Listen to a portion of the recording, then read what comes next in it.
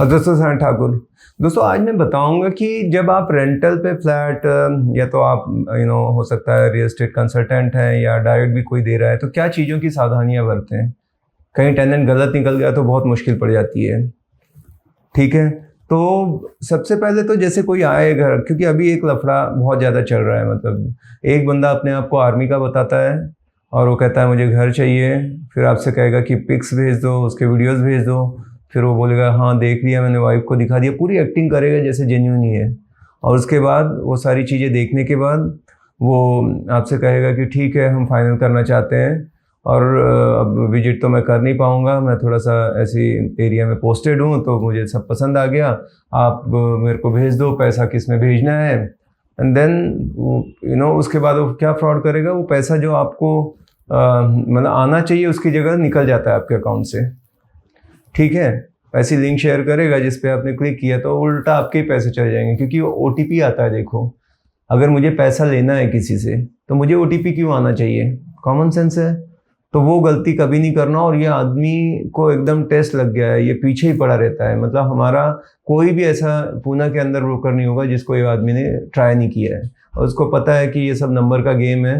100 लोगों को अप्रोच करूँगा, 2 से 5 लोग फंस जाएंगे और वो कमा लेता है, और बेचारे इतने शरीफ कोई ना कोई फंस जाता है, या ओनर भी बहुत ऐसे फंस सकते हैं। ये काफ़ी काम OLX क्विकर में भी सामान को ना बेचने, बस बोलते हैं पसंद आ गया ये भेजो मैं पेमेंट करता हूँ, वहाँ भी बहुत करते थे फ्रॉड।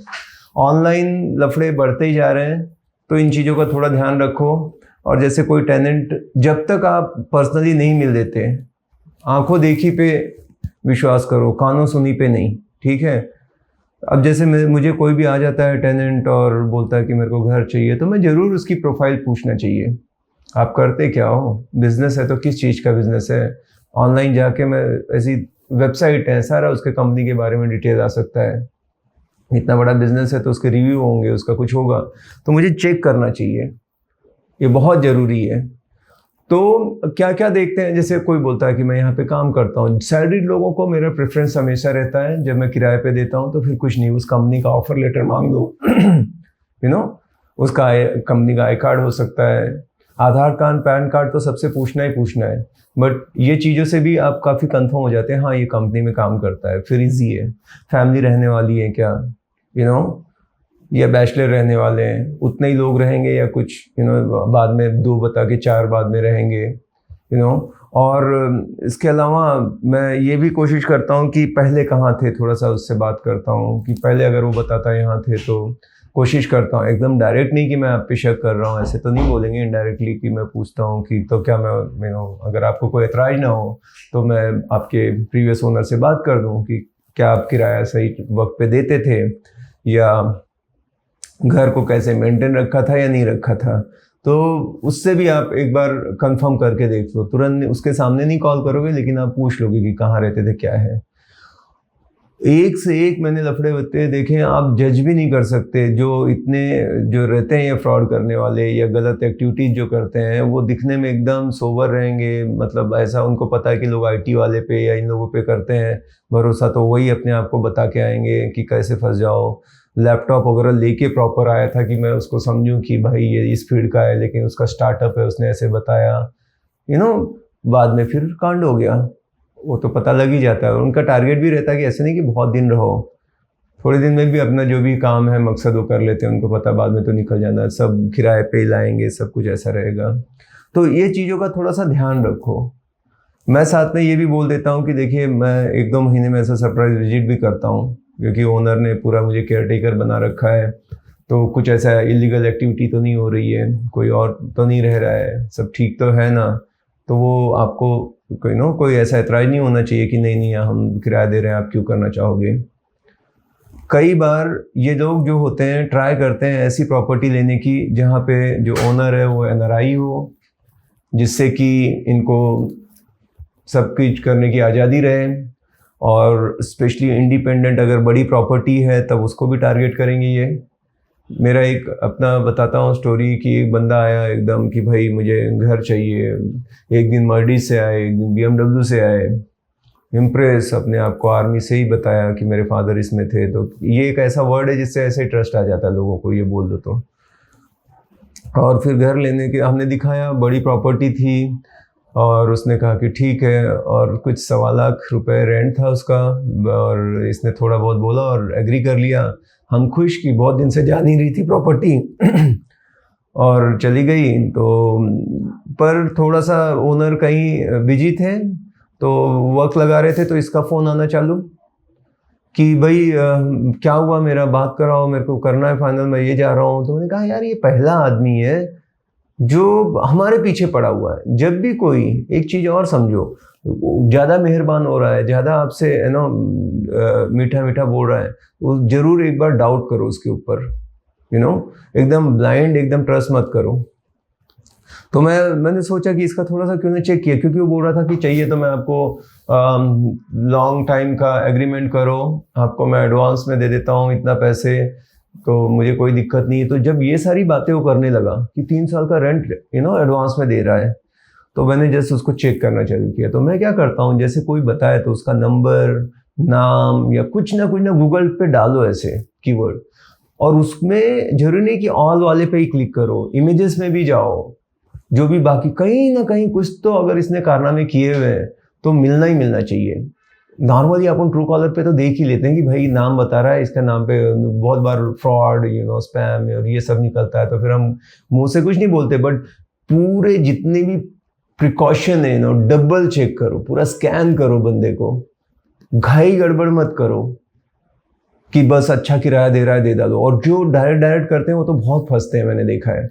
एक था, अच्छा इसका पहले कंप्लीट कर लो, तो भाई ने दिया, तो फिर मैं जान गया कि ये आदमी तो फ्रॉड है, ये ऐसे ही इंडिपेंडेंट बड़े बड़े बंगलों वगैरह देखता है, जो एजेड हो, सीनियर सिटीजन हो, बच्चे वगैरह एनआरआई हो गए हैं, ज़्यादा दौड़ धूप करते नहीं है, ज़्यादा वॉच रखी नहीं जाएगी। उसके बाद ये कहीं से इसके सारे डॉक्यूमेंट बनवा लेता है, दोस्तों को बुलाता है, पार्टी शार्टी करता है, और लोगों को ऐसे दिखाता है ये घर मैंने खरीद रखा है, और 2-3 साल का वक्त तक में वो माहौल बना लेता है, फिर बोलता है मुझे ऐसे ज़रूरत है, और ऐसे आए, मतलब मैं जो बात कर रहा हूँ 5 करोड़ का लगभग घर था, ठीक है, तो 3 करोड़ में भी बेच दे तो क्या ही फर्क पड़ता है, और लोने वाला ले जाएगा, ढूंढेगा डाउन पेमेंट वाली कोई पार्टी है तो, क्योंकि वो इम्प्रेस इतना कर देगा, बड़ी बड़ी बातें आज इधर उधर, कार पे कार, पर सब कुछ बनावटी रहता है, झूठ मूठ का एक दिखावा रहता है।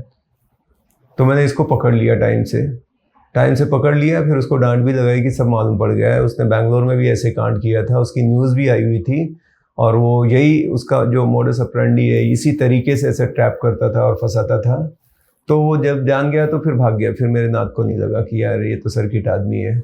बहुत ब्रोकर लोग जिनका काम वाम नहीं चल रहा है उनको वो करते हैं, स्पेशली जो फ्लैट को मिसयूज़ वगैरह करने के लिए कुछ अपने ही रैकेट चलाते हैं, तो वो ऐसे वैसे ब्रोकर के थ्रू आते हैं। देखना, हमारे यहाँ एक बंदी थी, वो फेमस थी जैसे, कि उसके पास कोई सिस्टम नहीं है कि मैजिक ब्रिक 99 एकड़ कुछ नहीं, ऐसे जितने भी बिगड़े हुए लोग हैं सबको पता था इसके पास जाओ, ये यहाँ वहाँ जाएगी और घर दिला के फिर गायब हो जाएगी।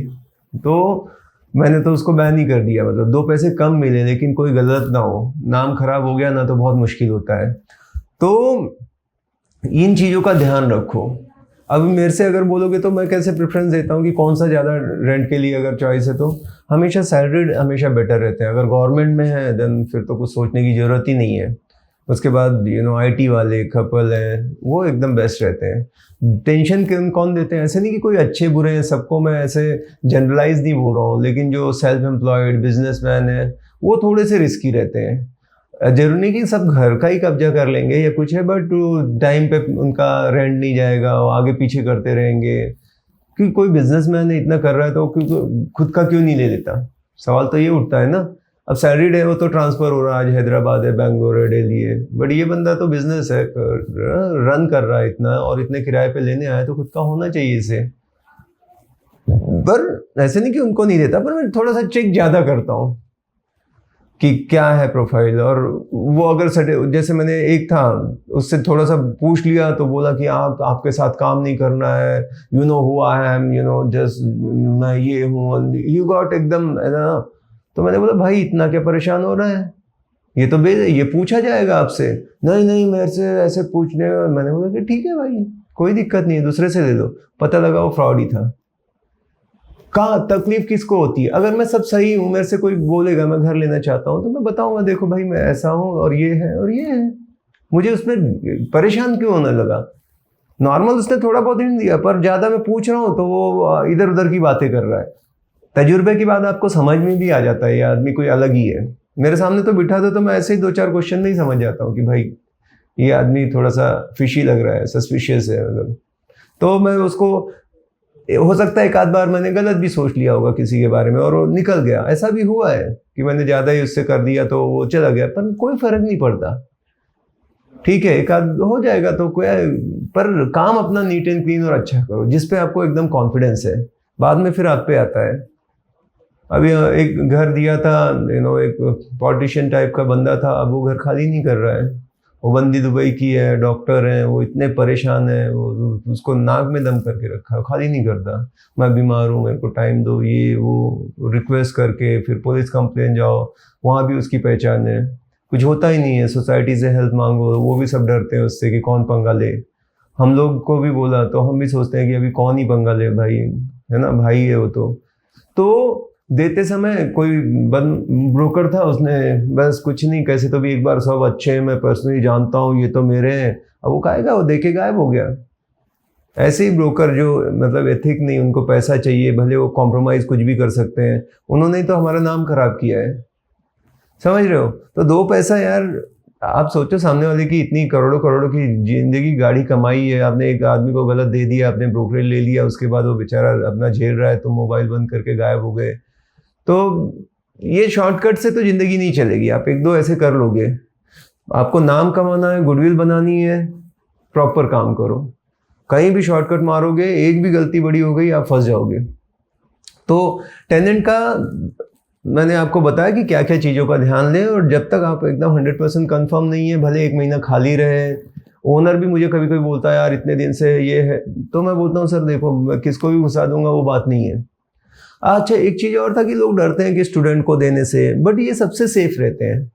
थोड़ा बहुत पार्टी कर सकते हैं, थोड़ी मस्ती करेंगे, लेकिन कभी कब्जा करके या कुछ गलत नहीं करेंगे। उनको एक डर रहता है, उनके पेरेंट्स का नंबर ले लिया तो फ़ोन करते हैं, क्योंकि मेरे ज़्यादातर क्लाइंट जो है रेंटल के मेरे बगल में सिम्बायोसिस है, तो मैं देखता हूँ कि उनके फादर को एक फ़ोन कर दो, या उनके डर रहता है कि मेरा पूरा भविष्य न खराब हो जाए, तो वो टाइम से पैसा भी देंगे, ब्रोकरेज भी अच्छा देते हैं, और इतना गलत नहीं होता है, ठीक है।